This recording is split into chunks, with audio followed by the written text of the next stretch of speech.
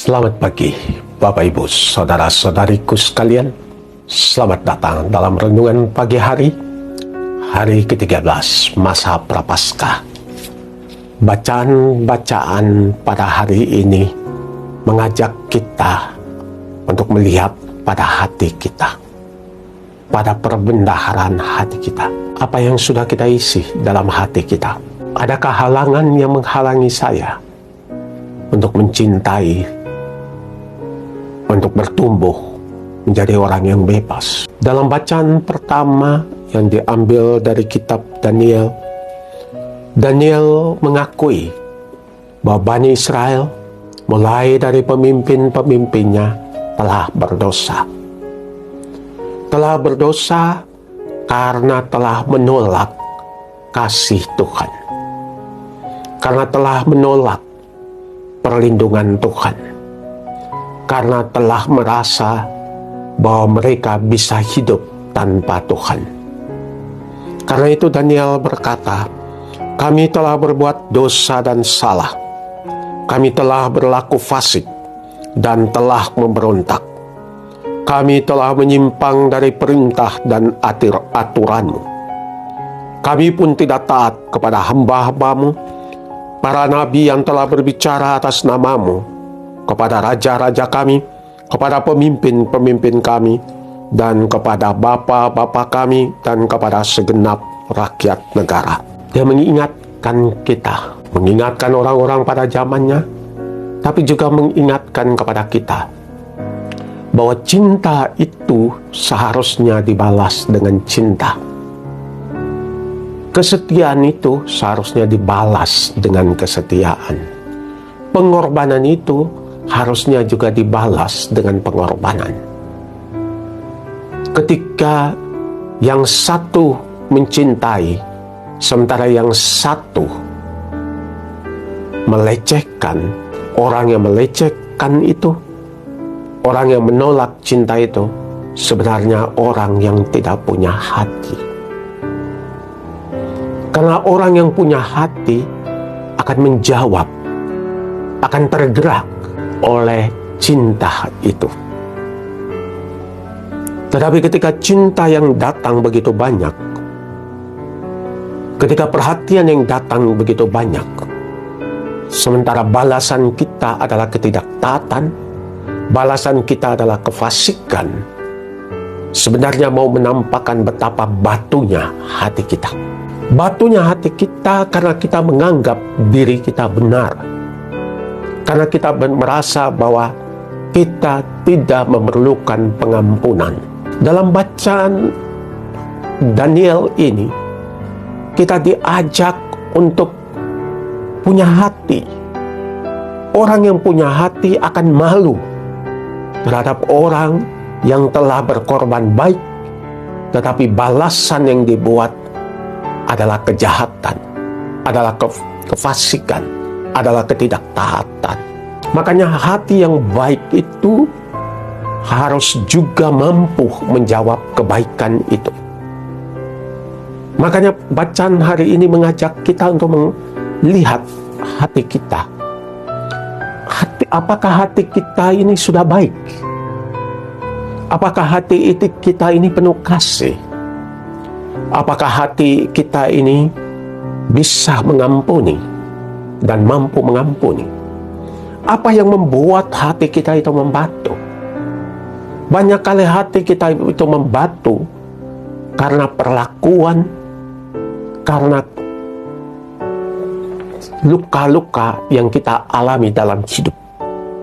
Luka-luka itu lama-kelamaan membuat kita tidak mati rasa, yang membuat kita tidak mampu lagi untuk terbuka terhadap kasih itu.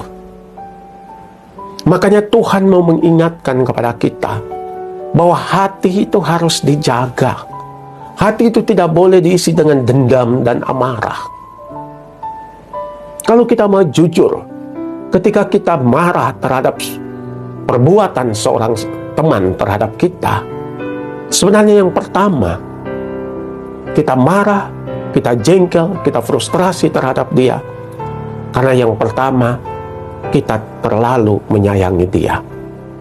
Karena itu kita tidak mengharapkan bahwa dia bertindak demikian terhadap saya. Semakin dekatnya kita dengan seseorang, semakin kasihnya kita dengan seseorang, apapun yang dibuat oleh orang itu akan mempengaruhi saya, akan membuat saya tenang, akan membuat saya bergembira, atau akan membuat saya merasa tertekan, hancur, marah. Semakin marahnya kita terhadap sahabat, saudara kita, sebenarnya karena kita terlalu cinta. Makanya ketika kita diperlakukan demikian, kita merasa seolah-olah diri kita telah ditolak, seolah-olah kita ditusuk dari belakang kita, seolah-olah cinta kita itu bertepuk sebelah tangan. Pengampunan itu hanya terjadi ketika kita menyadari bahwa pertama-tama saya mencintai dia. Pertanyaannya, ketika saya mencintai dia, apakah saya mencintai dia karena kebaikannya, karena kesempurnaannya, karena dia buat baik kepada saya? Bukankah itu yang Yesus katakan dalam bacaan beberapa hari lalu? Kalau kamu hanya mencintai orang yang mengasihimu, lalu apa bedanya kamu dengan orang Farisi? Ketika kita hanya mampu mencintai orang yang berbuat baik kepada kita, orang yang menyenangkan hati kita, orang yang bisa membuat kita tenang dan damai, dan menolak ketika dia melukai kita, sebenarnya karena kita hanya melihat satu sisi saja dari manusia itu. Padahal the real human being, padahal manusia seutuhnya adalah manusia yang terbuat dari tanah, manusia yang lemah, manusia yang rapuh, manusia yang gampang dan bisa terjatuh dalam dosa, bertingkah laku seperti yang tidak kita harapkan dan inginkan. Kemarahan kita, frustrasi kita itu karena kita baru menyadari bahwa dia ada sisi yang lain. Sebagai seorang Katolik, pengikut Kristus, kita ditantang oleh Yesus untuk melihat seseorang dalam keutuhannya. Melihat seseorang bukan seperti yang saya harapkan dan inginkan, tetapi melihat seseorang seutuhnya. Bahwa orang itu, dia punya kelebihan, tetapi juga dia punya kekurangan. Kita gampang menerima seseorang ketika dia punya kelebihan, ketika dia menjadi aset untuk kita, ketika dia bisa membantu kita. Tetapi teramat sulit menerima orang yang bertindak tidak seperti yang kita harapkan dan inginkan. Makanya pengampunan itu hanya terjadi dan bisa terjadi, diberikan dengan setulus hati ketika kita mau melihat manusia itu sebagai makhluk ciptaan, makhluk yang rapuh. Dan kalau dia rapuh, saya juga rapuh. Kalau dia bisa berdosa, saya juga bisa. Kalau dia bisa menyakiti saya pun bisa menyakiti dia. Makanya pengalaman yang kita alami tidak boleh menjadi alasan bagi kita untuk bertindak melewati apa yang saya harapkan. Pengalaman pahit harus membuat saya bertumbuh, berjanji terhadap diri saya untuk tidak membuat orang lain mengalami kepahitan dan kegetiran sama seperti saya pernah mengalami. Makanya I put a stop on myself.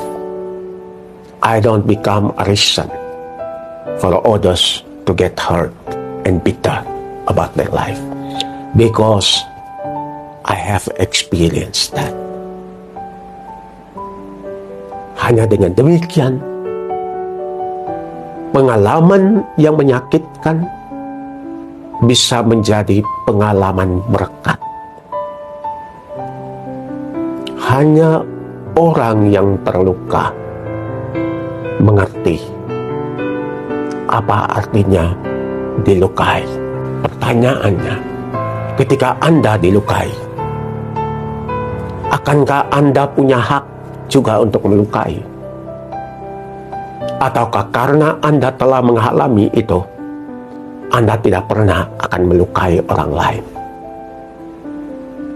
Ketika luka yang Anda alami memprovokasi di dalam diri Anda untuk menjadi orang yang melukai orang lain, luka itu akan selalu menganga dan pada akhirnya akan menghancurkan. Dendam dan amarah, karena kita melihat luka itu sebagai luka dan bukan sebagai momen rahmat, momen menyadari bahwa pada akhirnya toh saya seorang manusia yang rapuh juga. Makanya pengalaman pahit itu bisa menjadi sumber berkat bagi orang lain. Marilah kita belajar hari ini untuk lebih mencintai. Marilah kita mohon kepada Tuhan mencurahkan rahmat pengampunannya, agar kita bisa memaafkan mereka-mereka yang telah menyakiti kita.